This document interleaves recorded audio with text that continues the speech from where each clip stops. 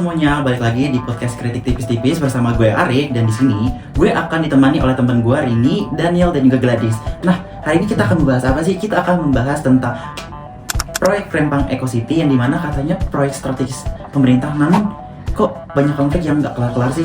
Oke, di sini teman gue akan menjelaskan tentang permasalahan dari inti proyek tersebut. Untuk mengetahui lebih lanjut, ayo kita mari berbincang dengan teman-teman gue. Rempang Eco City. Eco City itu artinya kan lingkungan yang berkelanjutan. Tapi ironisnya, masyarakat adat yang udah bergenerasi-generasi hidup harmonis dengan alam di sana malah mau disingkirin. Bahkan nih, Rin, berita terbarunya nyebutin ada pematokan secara sepihak buat proyek sekolahan di lahan warga tanpa izin dari RT atau RW. Ini Eko sebenarnya buat siapa? Buat investor atau buat warga?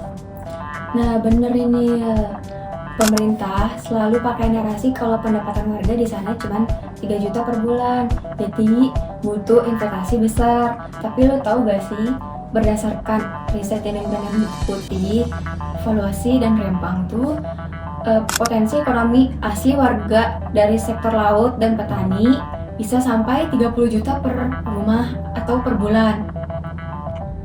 Jadi kalkulasi pemerintah tuh sebenarnya rapuh banget ya. Kita malah berpotensi ngilangin mata pencarian mandiri demi jadi buruh di tanah sendiri. Bukan cuma soal ekonomi nih, dari kacamata hukum dan HAM ini berantakan.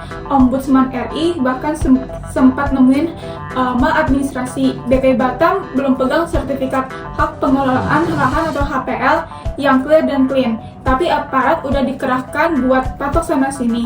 Ditambah lagi sempat ada kabar dicoret dari daftar PSN utama, tapi eksekusi di lapangan jalan terus secara intimidatif. Ini pemaksaan ruang hidup namanya. Setuju, Dis.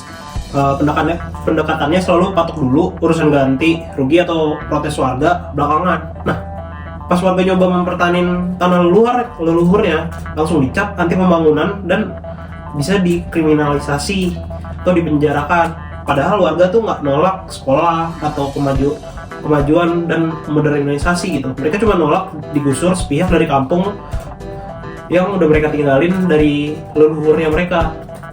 Nah, dampaknya sih ke ekologisnya juga ngeri ya, yang dimana katanya kalau pesisir Rempang dibabat habis buat industri kaca dan energi, yang dimana katanya sih hijau ya, tapi ekstraktif, terus juga yang bikin ekosistem mangrove tuh bisa hancur dan lautnya juga bisa tercemar gitu. Namun yang kita tahu sih kerugian di lingkungannya tuh bisa diproyeksikan sebagai 3 kali lipat lebih besar dari keuntungan ekonominya. Jadi jangan sampai transisi energi ini mengorbankan manusia beserta lingkungannya gitu. Oh gitu.